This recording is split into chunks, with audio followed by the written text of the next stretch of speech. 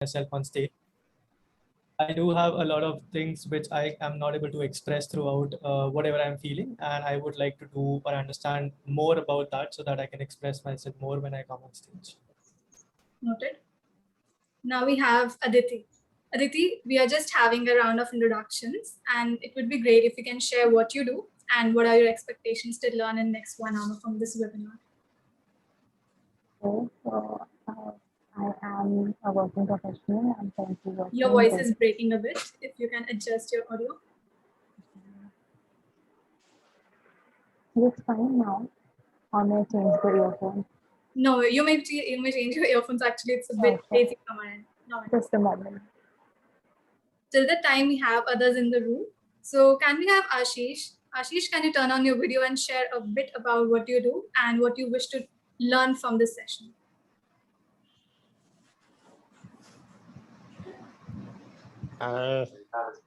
Actually, hello, am I audible? Yeah, you are clearly audible. Yeah, hi, I'm Ashish. I've been a member of Toastmaster for over a year now. And one of the things that I want to learn is my ability to think on my feet, is to be more spontaneous. And I want to improve my communication skills in a way that I should be able to clearly communicate as to what I'm thinking. That is one area that I really need to work upon. And I just hope this session proves to be useful regarding that front. Noted. Thank you for sharing your expectations. And now we have Toastmaster Aditi is back. If your earphones are working well, you may share your bit. Sure. So I'm a working professional and currently working with the FMCG. Also aspire to appear for some management interviews, and that is the biggest reason I'm here, to hone my communication skills. Okay, noted. Now we have enough people in the room. I think the time is right to begin with it. And I would request everyone who is there in the session to please turn on your video so that I have a face-to-face interaction, though it's not a face-to-face webinar, but I wish to have a live interaction with you guys. So Rajiv, Ranjan sir, Divjot, Bhavna, Ashish, if it's possible, do come alive and be participative. Okay, so we have good number now. It's time for me to start off with it. So good evening, everyone. I welcome you all in this afternoon to the session on essentials of everyday communication. Now, I'm glad to have you all on this lazy June afternoon, but I'm glad that you could squeeze out some time and be there to listen to me. And I hope that this next 1 hour is going to add immense value to your life. So before getting started with the webinar, I want to just ask you, like, what does communication actually mean to you? Just a moment. Would anyone like to prompt and answer? Convey message clearly, whatever we wish to. Okay. Anyone else? What does communication stand for?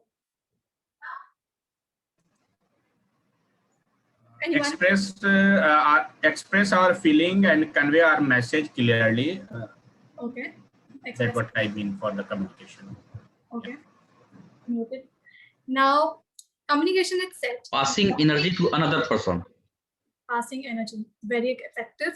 All right. Is there anyone else? Passing energy, expressing oneself. I think we have had. Putting our thoughts into words. Putting our thoughts into words correctly. So just a small question for all of you to think, like, is the communication only about words and being able to express by mouth? Or is it more or less than that? It is also about the other person, that he or she is able to comprehend the message we want to give them. Okay, correct. The person being included. Apart from word. Yeah, please continue. Yeah, I was asking you itself, like, what do you wish to add? You may continue, sir. Asghar, sir. Yeah. So apart from words, our expressions also tell so many things. It's also important part of the communication. So how our eyes, our facial expression, our hand, our standing posture also tell so many things. Definitely. It's the non-verbal gesture, it's about the what we speak and also about the receiver. Anyone else who wishes to pitch in before we proceed? 3, 2, 1. All right. So in the next question, which I wish to ask you all is that, why do you think that communication skills are important? Like you all shared that what are your expectations, but why do you think that you need to be correctly fit into those expectations to be there as a correct speaker? What do you think is the importance in today's year about communication? Anyone? Like, why are we so emphasizing upon communication today? Any idea? Or any thoughts? My thought is that, sorry. So, I think communication is required and essential to express your ideas, your planning, what you want to do, how the other person came to know until and unless you communicate with him and with her. So it's a very essential part, I think, to express, to convey your message, to convey your thought effectively. Okay. Basically, in every span or every minutes of the life, we always communicate each other, whether verbal or non-verbal. So it's very important, as like our life is important for food, and also communication is also like a food. Noted. Now we have got the inputs, like it's important to put our ideas in a better format, and it's important in the current job industry as well to put our thoughts clearly in the words. And that's the basic essence why we need to communicate effectively. Now, beginning with, like, I have tried to collapse all these thoughts into just 4 or 5 pointers, like why do we actually learn to communicate effectively? So first is that research suggests that we spend 50 to 80% of the workday while communicating, and 2/3 of that in talking. So there's something we are devoting so much time, and it's effectively, and it's important for us to learn how to do it at the first place. Next, it said that in interviews, 60% of weightage is given to the soft skills. Now, I was sorry.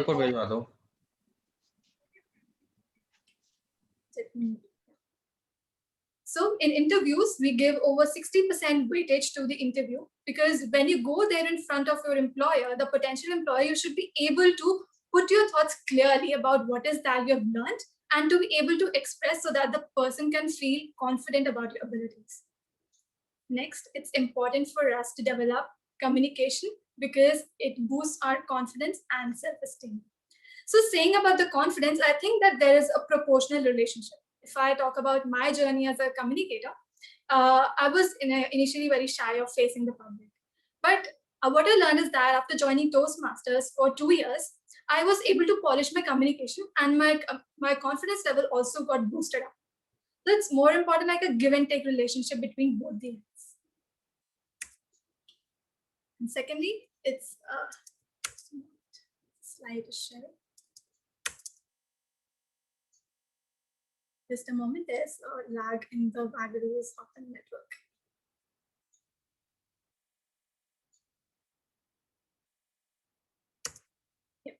Lastly, it helps us in building strong interpersonal relationships. So interpersonal relationships, whether they are at professional front, whether they are at whether it are professional or personal, at both the ends, we need to be able to communicate, because many relationships, if we are seeing these statistics about divorce rates, about failing relationships, the basic key which boils down is that we are not able to express to our potential partners and also our spouse. Now we've learned about why should we learn. Next is what is communication, which we have already discussed, but let's say what the professional words actually need to express. So it's the activity of processing and presenting your ideas in a very proper format, or sharing just the information.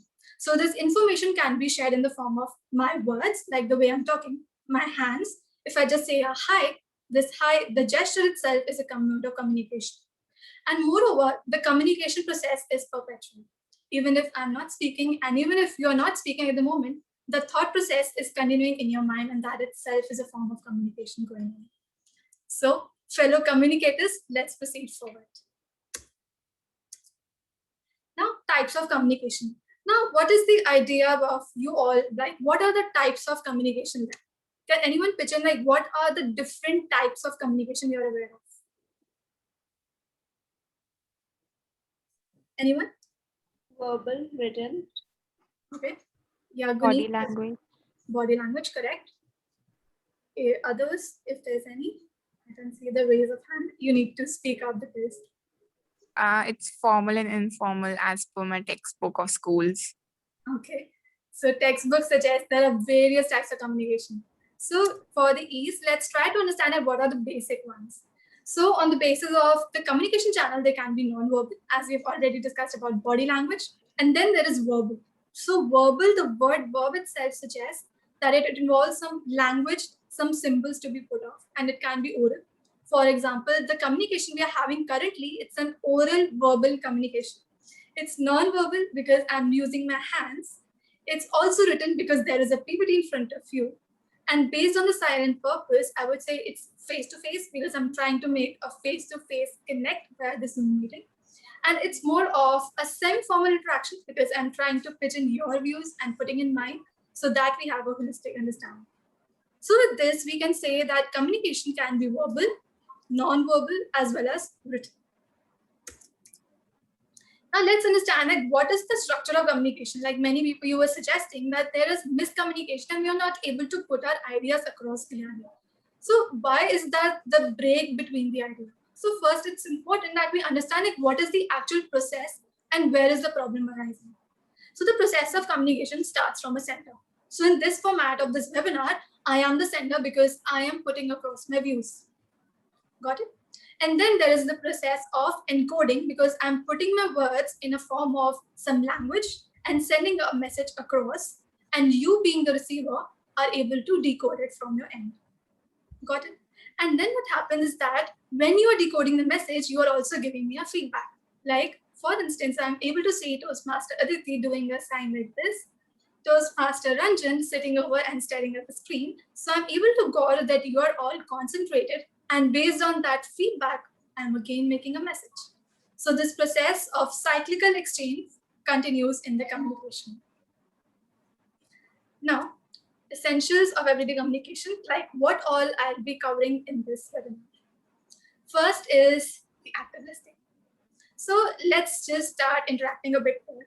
And I want to ask you to close your eyes and think, what is the picture when I say the word communicate? What is that one picture that comes in your mind? Just close your eyes and think, what is the picture which comes to your mind when we say the word communicate? Some words. Words, all right. Anyone else? Think more. Anyone else? Like, what is the thing that comes? It is a word, or is it someone speaking? Some words, or what is it? Yeah, someone speaking, like a conversation. Okay.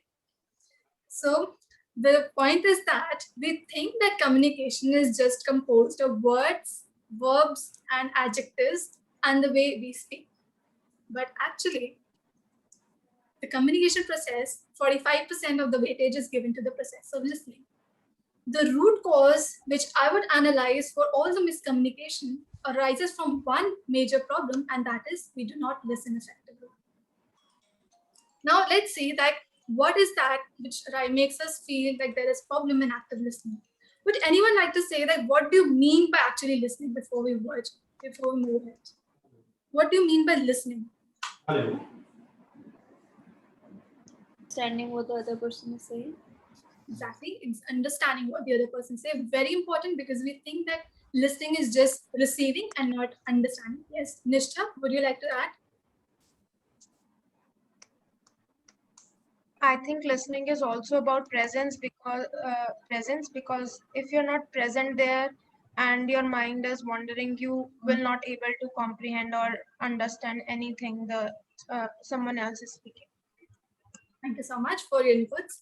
And that's why the basic problem in listening is that basically we selectively listen, which means that we are just thinking that that the other person speaks, we are just to stand there passively and be a receiver. But the problem is that whether I am, let's take an example of this very scenario. Like I am communicating, I am putting across effort to speak, and you are making the effort to understand, but some of you might have that WhatsApp web or some other platform active on your screen, and your attention might be deviated between these two or three platforms. So though you are hearing, though you are present, though you are failing to listen, but I'm sure that there might be some faces who might be hiding behind their mask and failing to listen only selectively. Secondly, formulating a response. So what happens is that when the other person speaks, we are thinking and planning our response before the other person even finishes. And that's a habit which I also dealt personally, because I am a person who likes to always pump in and speak before my opinion. But we are all humans, and I'm working consciously to improve upon this. So formulating a response, it's another barrier. Then making us assumptions and feeling superior. For example, like in many cases in professional scenarios, the subordinates, when they speak, the superiors think that, oh, we already know. Like for instance, I'm speaking about this active listening, and many of us say, oh, we covered active listener, we have a heart master in the meeting, then why is she telling us it at the first place? So our filters and our expectations about what the person is saying can actually make the process fail. Now the reason is basically that we think at the pace of 800 words per minute. Get it? But the way we speak is just about 140 to 170 words. So there is a gap of mighty 600 words. So what happens is that if I'm not engaging you enough in those 1 minute gaps, then your 600 words will sway you away from me, and then another thought, another story starts processing. So that's the problem. We don't even understand, then how are we going to reply or respond? Now, let's see that what can be done to tackle with this problem. Because if we do not even at least get the message what the person is trying to say, then how are we able to accurately respond to the next person? So I would share the 4 R's of effective communication. You might want to take it down because it's a really nice formula, which is my brainchild for this very webinar. Let's see. The first thing is that you need to respect.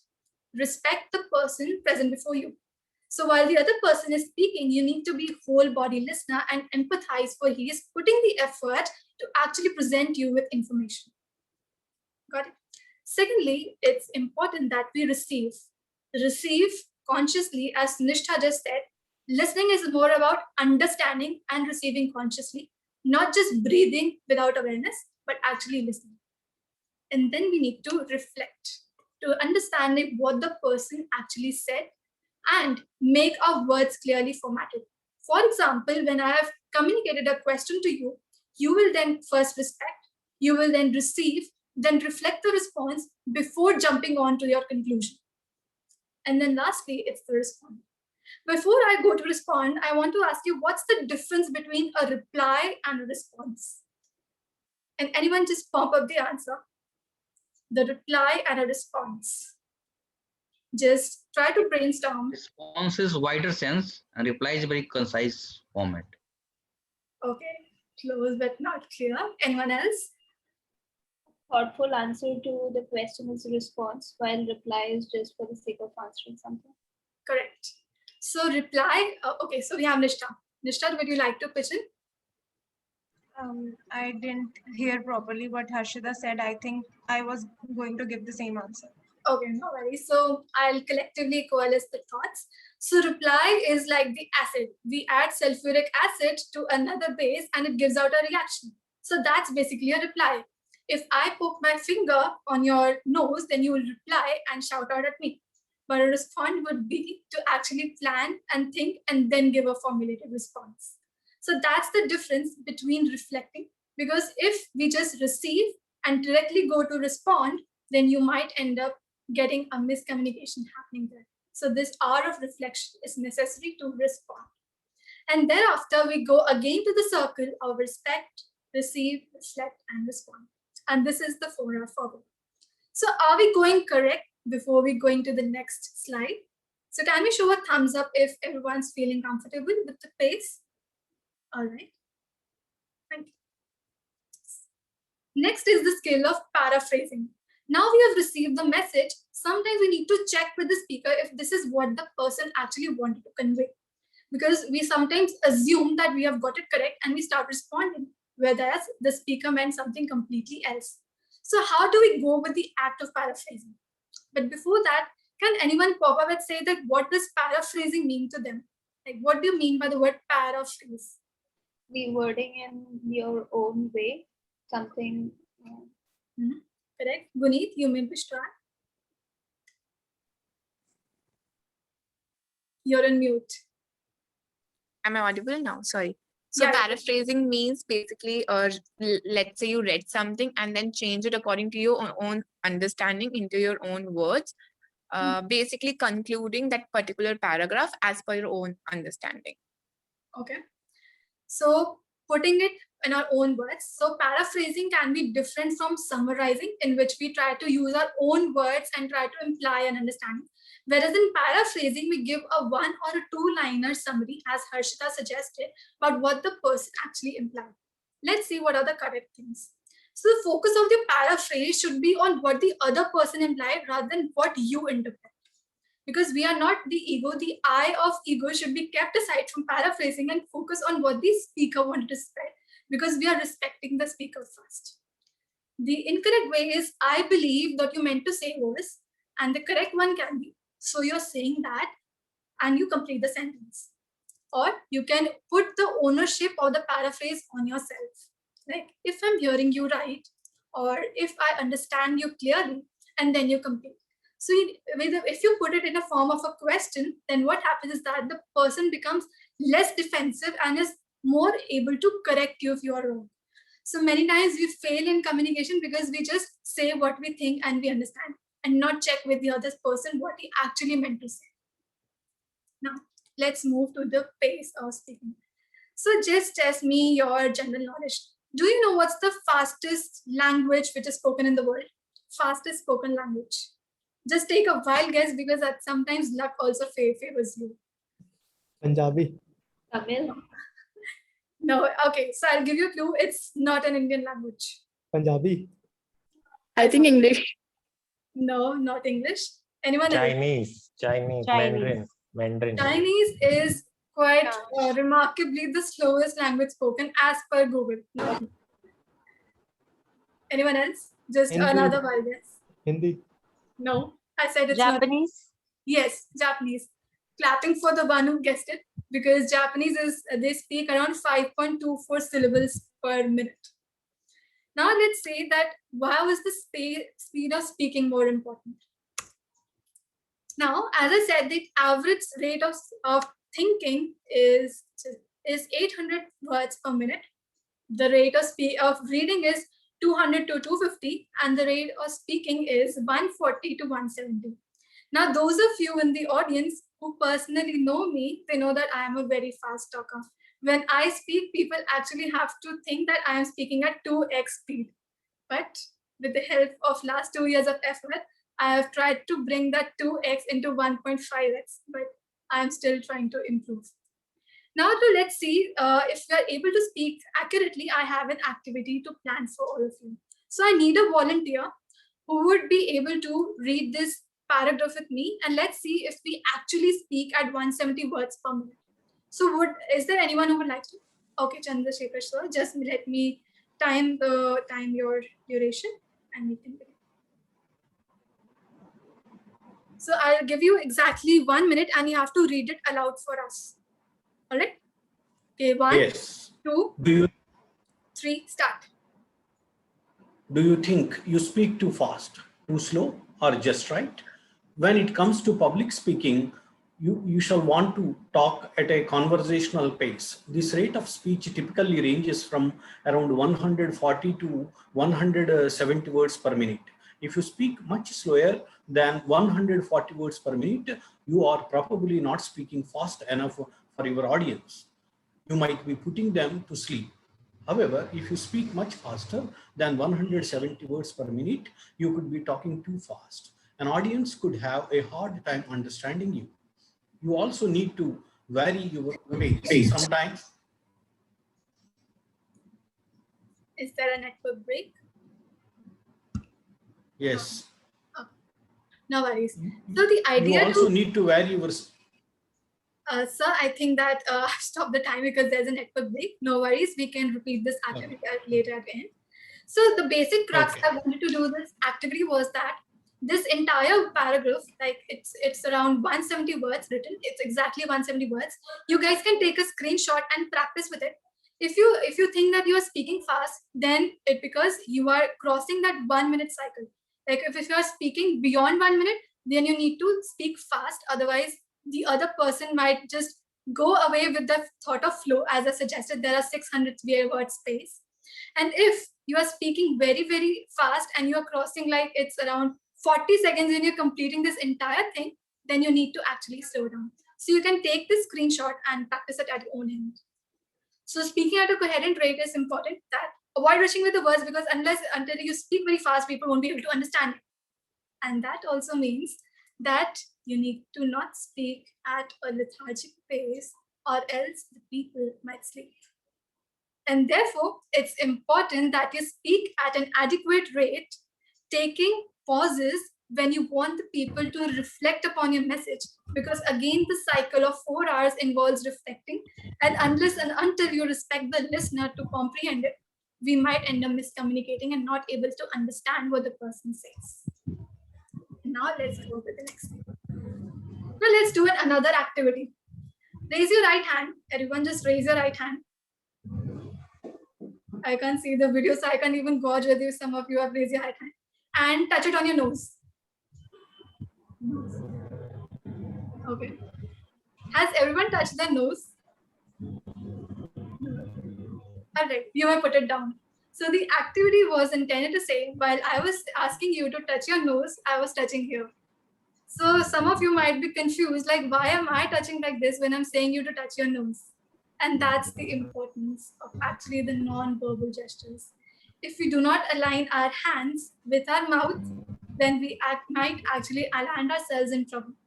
Because statistics suggest that 93 to 70% of our communication involves non-verbal gestures. And first and the foremost of that is eye contact. Making a good contact is the key for you to control your audience. Let's see now. Our Bollywood believers have actually told us like how eyes are really important to leave an impact on the lover. But keeping the jokes aside, even when we are there in a professional code of conduct, like I'm conducting this webinar, I'm constantly staring at my camera lens to speak with you guys. Now, let's see another example. Like if I start looking down at the screen, do you think I'm making a contact with you? How do you think that I'm making a direct contact? And Yes. if I okay, there is a yes from someone, okay. But majority says it's no, because if I continue to look down, I will not establish a direct connect with you sitting out there. Because a direct contact is established only when we look eye into the eye. And it's important, just a moment there.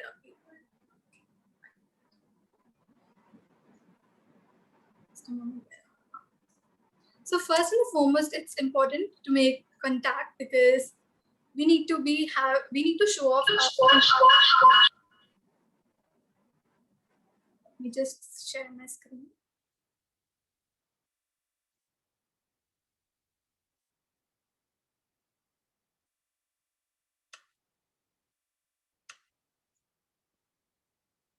So we'll go like this because it's said that when you're there with the speaker, you need to maintain a direct contact with the audience because it reflects your confidence and also the authority. Now, if I start looking here and there, if I start looking down, it might seem like I am a bit underconfident. And you might have seen that when guests step up for the first time, even in a Toastmasters meeting, they tend to look down. They tend to look here and there because they're not able to have that confidence to stare directly into the eyes of the speaker. Secondly, as we are there in a collectivistic Asia culture, it's important that we are always taught like आंखें नीचे देख के बात करा करो जब बड़ों से बात करते हो. But in professional settings, we are following a very westernized format wherein eye connect and eye contact are equally important. Because unless and until you look into the person might also stop looking at you. If I look there, you might look elsewhere and the 600 word limit again would take you away from me. So therefore, it's important that when you start with, it's also when you start communicating, look directly into the eyes of the speaker, because it will make the speaker also from a passive listener to an active listener and more propel them to actually respond to you. So, and the next thing is hand gestures. Now let's see how the hand gestures can play a part. Another story to share.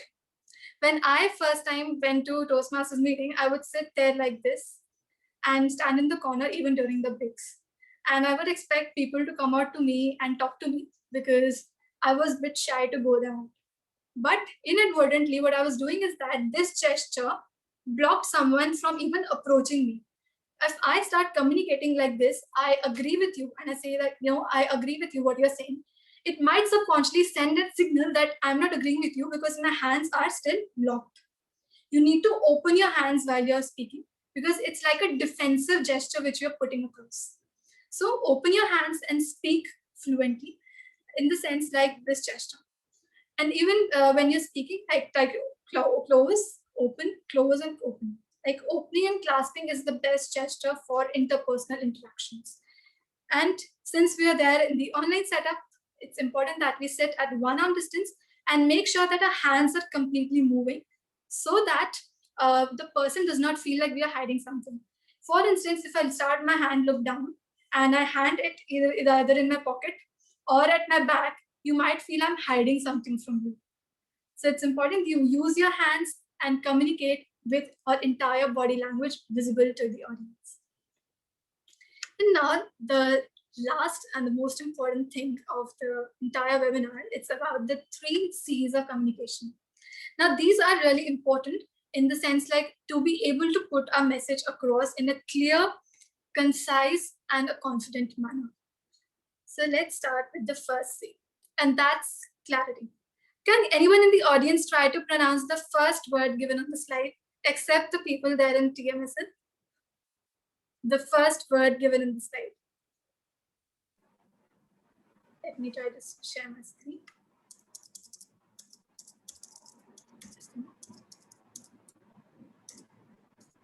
This word. Sesquipedalian.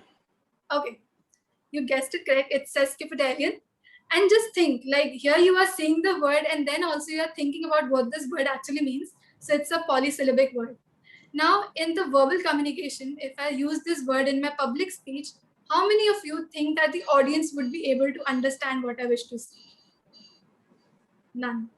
And that's what happened when we start using a very flowery and a decorated language because we want to just show our English vocabulary.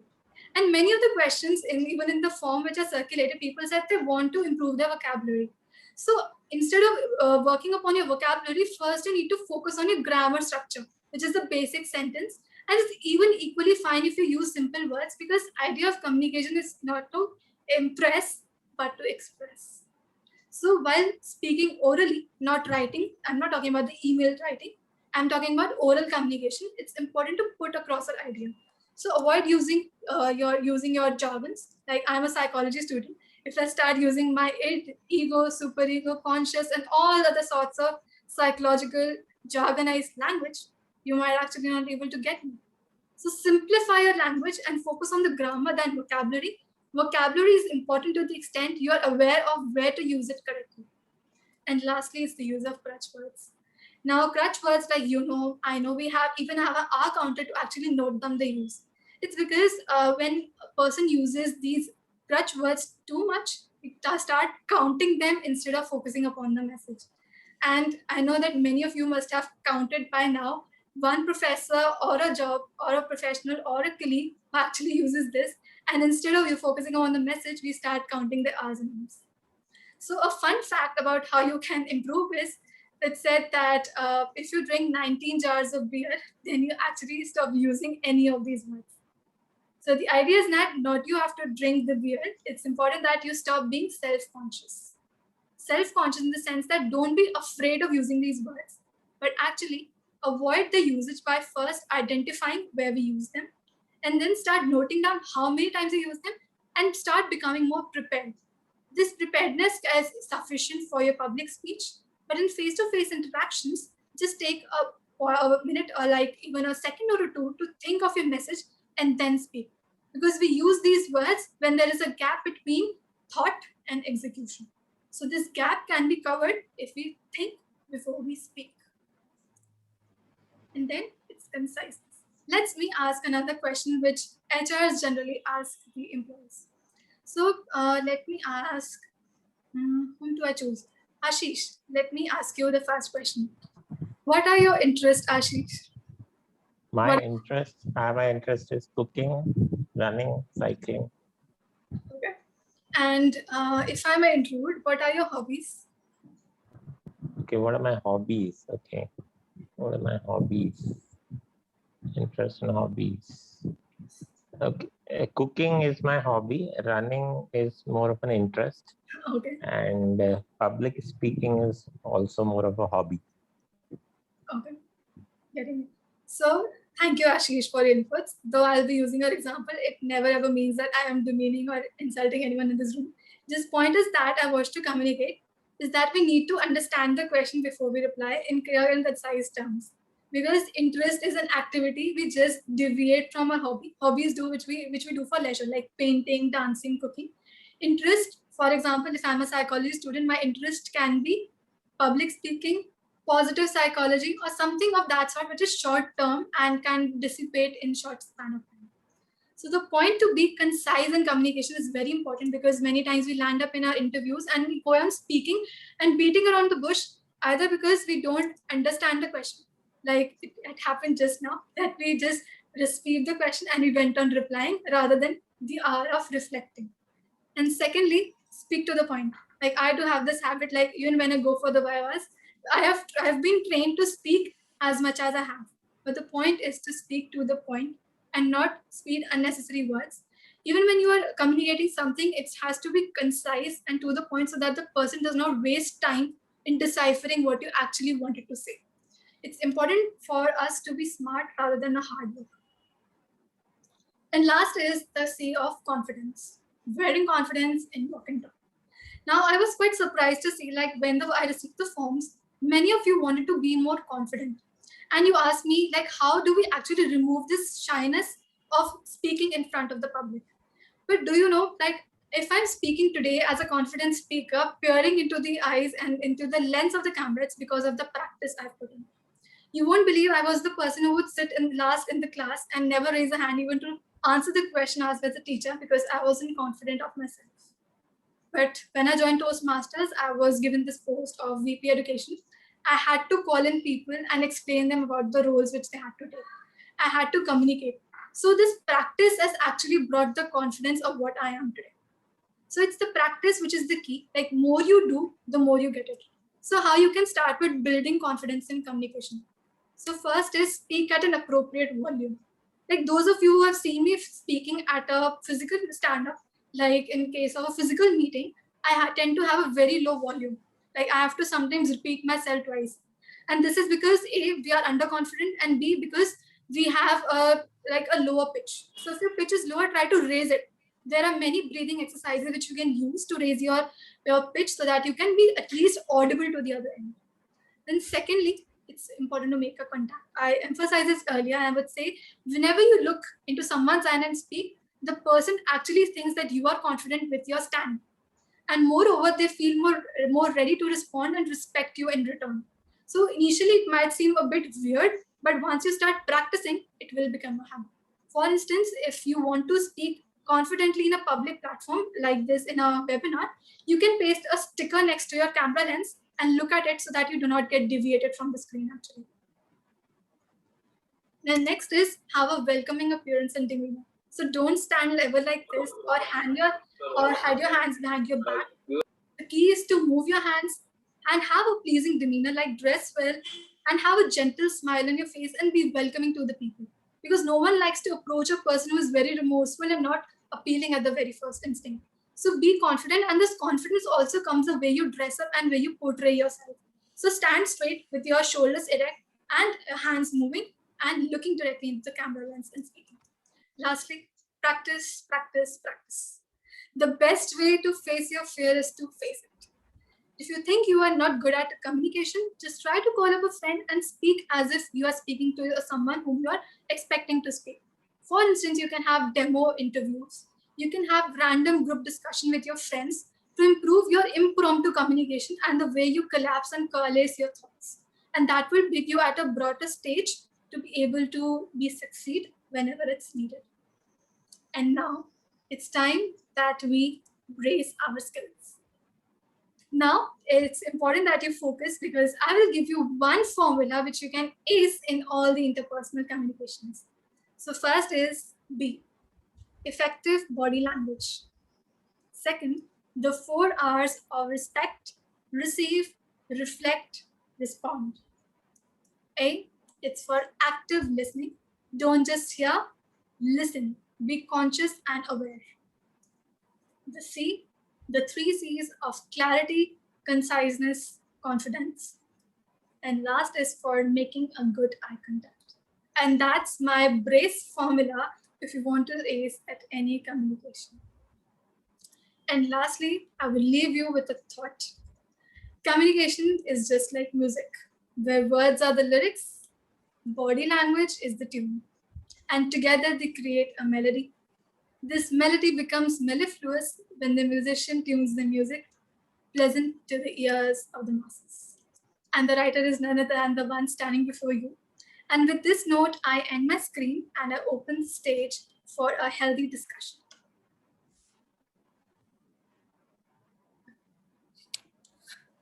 I hope. Now I expect that some of you, if you can come over your camera screens, and if you have any questions to pitch in, you wish to share your reflections about the webinar, if you have any questions, I can answer any. So do you have any questions?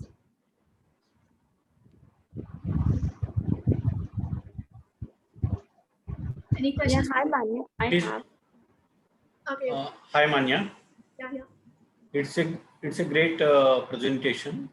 You have elaborated the communication skills in a beautiful and better manner. One need to appreciate. Number two, I request you to forward this presentation to all the participants. Okay, I'll reflect upon that point of forwarding the presentation, definitely. I'm even recording it, so let's see what can be done with this. Thank you for your feedback. And any questions from anyone? Yeah, Manya, Amit this side. Amit actually, you tell us about the breathing exercise for in case of you need to for increasing the volume. Increasing the volume, or you can pace your volume in a proper manner. So, do you have some elaboration on that? Okay. So for increasing your volume, you can do that.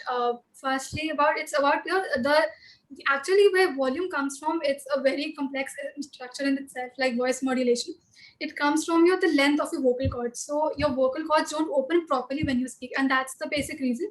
While some people are able to speak quite heavy with the loud voice, and someone with low. So you can practice some exercises like Brastika Pranayam. We do this stretching up and down. You can have a YouTube video look. You can do then about Kapalbhati. It's the point is to strengthen your vocal cords. And then basically about if you want to ask about the breathing exercises, you can just text me personally. I'll find a good YouTube video because it's all about the pranayam we do in yoga. And being a yoga practitioner for last 2 years, it has helped me benefit a lot. And apart from that, speaking and practicing practicing to speak louder. Like go on your roof and try to shout. You can take a sentence and try to speak at different volumes yourself. Like take a newspaper and start reading at different decibels. First very low, then increasing to a next height, then next, and then you can create 5 levels of yourself. So very loud can be like you have to read to the end of the room, and extremely low is like you need to whisper to yourself. And then once you develop that gradation of size skill, you can easily go on up and down. And for increasing volume, I think the best way is to practice the breathing exercises, like the ones which I just mentioned to you. And if you are needed, I can really forward that video. Thank you very much, Manya. Actually, my problem is that whenever I talk to in online meetings or sometime to speak someone, so most of the time my pitch is normal. But when I have to talk with our seniors in office or some kind of having a discussion, so my pitch is always high, very high, or even very high. They thought that I am मैं उससे लड़ाई कर रहा हूँ. Actually, I am fighting with him. So I need to control my voice. That's why I just ask you. So not for increasing the volume. I already having very good pitch, but I don't want to show them that I am fighting with him. So that's why I just ask you. Thank you. Okay. Definitely, I will try to YouTube and other things. Thank you. Okay. So you are saying that when we it's completely opposite for you. Like when many people speak to the superior figures, they think that we tend to sound a bit low. That's for me. But for you, if you think that you are sounding like you're fighting, you need to just consciously think about before you speak up. So you need to think that why is it the reason? Like first is to reflect upon yourself, like why are you actually increasing the pitch? Is it because you have lack of confidence that you want to compensate your voice because you have a low stand on something? Or is it because you are thinking that raising my voice would get me heard better? So you need to address it at the first, at the thought level, like why is it happening? And then secondly, before you speak to a superior, consciously remind yourself, like if you have this tendency, then maybe I can try to consciously think and speak at a lesser pitch the next time. So first address the cause, maybe because it's lack of confidence also something that we tend to shout to make ourselves heard. Humans tend to shout when they think that they are in a feared situation. So that's the bit of psychology, but I think that can help you address it to an extent. Definitely, that was with me. Like sometimes when I have less knowledge and I have to prove myself, so definitely I have to raise my pitch so that they can understand, or even they can impress with whatever told them. Lack of knowledge is the most prominent thing. Thank you. No worries, then you can address that part. You have now that you have identified a thing that it will be a better place. Now we have Askar. So, sir, Askar, would you like to? Yeah. Thank you. First, I'd like to say thank you for such a wonderful presentation. My question is how to increase our speaking skills. I'm talking about the optimum, to achieve the optimum level of the speaking criteria. And the second question, how to control our emotions when we are going to speak in front of the public. When I used to talk in front of the people, I became going serious and serious. So you said that you have to always put a smile on your face. So how can we control? So you don't. If I'm getting it right, that you want that your emotions shouldn't reflect on your face. Is that so? Like you need to control your emotions. Okay. So hiding in emotions is not something which I would encourage you, because having an emotional appeal on your face, it's very important in communication. Like if you are angry, you need to have that anger expression on face. But in sometimes when it's essential to hide that anger, I won't say hide. Just try to think that, make yourself aware first of all. Like I'm getting angry, but I cannot shout it out at the other person. So first, I think that the reflection point in communication is very important. So become aware, like if I'm angry, try to lower yourself down, calm yourself by, like we think, like for example, you're angry with your boss sometimes that he is giving me so much of work, but you can't express the anger. Then you need to take a pause of 2 to 3 seconds, think, and don't reply, and then respond. Sir, actually, I can. Then you can give your reason. So emotions are natural. Human is like a stone without feelings, and having the feelings on face, it's really important, because otherwise we look blank, and that's also not encouraged. So it's essential that you respect your emotions, take a gap, understand them, and then try to think if it's appropriate to express, or you might try to then vent it out after you have spoken. I think that answers your second question. And for the first question, like how to develop public speaking skills altogether, is that what you wanted to ask? No, how to control that speed, maintain that speed. Speed of speaking, yeah, speed of speaking. So speed of speaking, as I said, it can reduce, because in case we are not able to understand, like we don't have correct words to say when we are asked to speak impromptu in table topics. So then we tend to take long pauses, and we speak faster when we have a lot of content to cover, and we speak very fast second time when we are underconfident. So if you address all these underpinnings, like if you become confident, then you might speak at a regular flow because you are aware of the content to cover. And secondly, when you're aware of what the thing I have to put across, I think that having the confidence about your content and having a actual pitch and control over the situation will actually normal your voice. So first for me, what I do to reduce my pace is that I practice regularly. You can do that exercise which I suggested you. Like practice speaking a particular 170 words paragraph and see if it's fitting in that particular time span you're intending it to. And once you start practicing, I think it will become an easy flow for you. So I think that practice would be the best way forward to understand, and it varies. Thank you so much. Thank you. So we have Ruchi next. Yes, Ruchi. Yeah, so we talked about the active listening part, right? So I wanted to, understand it how we can do that, because the problem with me is that I have a lot of thoughts going on, so I can't really interpret what the other person is saying. I have a preoccupied notions कि मुझे तो बस ऐसे ही respond करना है, तो वो कैसे better कर सकते हैं? Okay. So this is not only your problem, but something we all, and even me, I deal with it a lot. Like when a person starts speaking, we actually start thinking that this is our assumption. So what happens is that we tend to strain the information from a filter. Like information aati hai, it goes through a filter, and only what we want to listen comes up to us. And this filter is composed of our stereotypes, our prejudice about the race. Like if there's a female and people who is speaking, then we have to respond in this format if there is a subordinate or that. So what you can do to listen effectively is firstly, focus upon the speaker, try to focus completely and look at the speaker. Like maintaining eye contact is not only essential for the speaker, but also for the listener. So if you continuously look at the screen and focus on the person who is speaking, I think that you won't deviate from the attention. Secondly, you need to have the respect and sit without any preconception. Like it's difficult to, like it's easy to say rather than practice, but try to think that the speaker is equally important. Have the respect and try to empathize. You know what's the need of empathizing? You step into other person's position and then you see the situation from her or his perspective. So if you're speaking from with a subordinate, try to think that if I would have been at that place, I would have assumed some respect from the other person. So I think that I also need to reciprocate that attention. Then thirdly, I would say that you need to start making mental summaries. Mental summaries mean that once you start, like I am speaking right now, and then you start recollecting what all I said, and then you clarify it with a paraphrase. So once you just start recollecting what I just said, like now she said this, and now it's making a sense. So start making a sense of a verbal, like kind of a collection within your mind, and then try to clarify whether the speaker what you want to say. And for not replying and responding, I think take a moment before you reply. Receive the message first. That would be the biggest solution I can give you. Okay. So do we have any other questions? Any questions, comments, feedback, suggestions? Manya. Yeah, hi Simran. Thank you so much for this beautiful webinar. And today I came to know that you are also a good writer.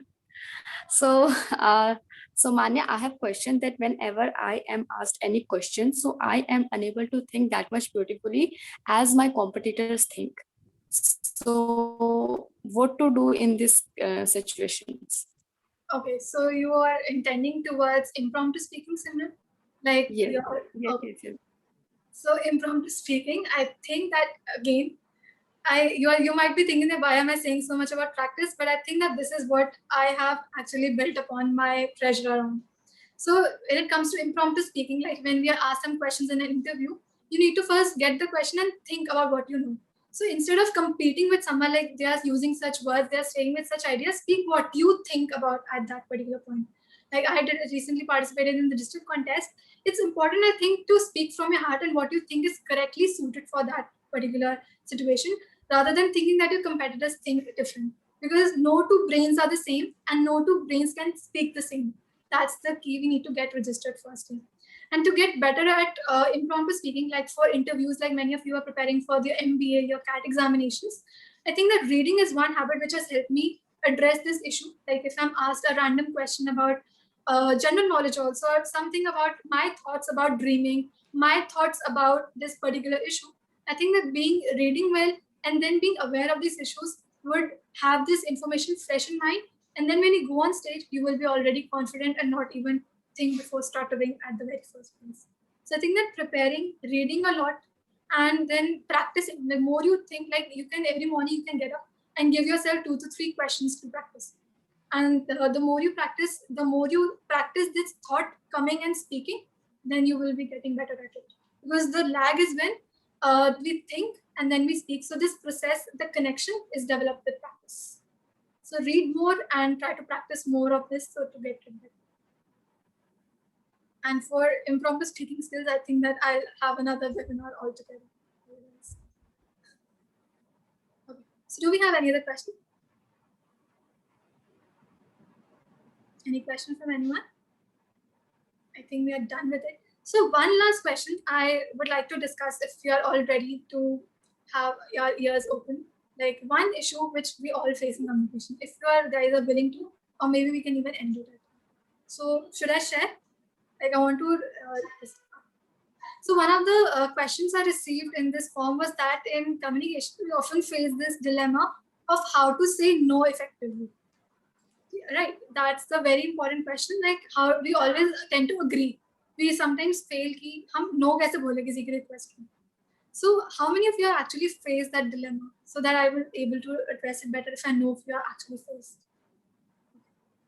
Okay, Ruchi, Askar. Okay, anyone else? Okay. So, sir, would you like to elaborate on a situation in which you face this problem of saying effectively a no? A particular situation in which you find it difficult.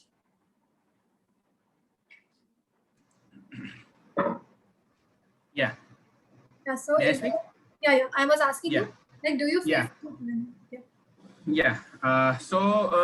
In my I have faced this situation in my personal as well as professional career also. So in my professional, my reporting boss is sitting in corporate, and I am sitting here at our unit, which is in Kota. So I have so many bosses here, local boss and the final who is doing my appraisal every year. So I have to whenever I'm working with, I have to what you say, खुद सबको रखना है, you will say. So there is a clear guideline from the top bosses what to do, what not to do. But there is in local unit, there are also so many bosses are here. So we cannot challenge their authority. How can I live here? So this is the very critical situation for me, how to follow that guideline and put them all in the happy moment. Okay, so that's like a very stage-wise conversation. I would say, like, information is coming from a higher authority, and then you're finding it difficult to address all those responsibilities. If I'm getting it correct? Yeah. Okay, so this is, I think, a different mode altogether. What I was saying is that ability to say no. Like if they give you some order and then you're not able to finish it. Like for instance, we are all working from home and our employer asks us to complete this deadline and work on the weekends as well. So this is a situation which many of us might face or are currently facing. So first and the foremost thing is that you need to decide upon your limits. Like you need to define your boundaries beyond which you're not willing to work. So you can completely first decide and have a clarity at your own end. So that's the first thing you can do. Then secondly, you need to be firm and you need to be concise with your words. Like you can completely say on the face like why you can't do this. For instance, I'm not ready to like sir, I won't be able to work on weekend because I have some personal commitments to take up for. But you need to always be also considerate and respectful to the speaker. So what you can do to address that part is that suggest an alternative way, like I'll handle it in the weekend, or maybe I can allot someone else who can help you out.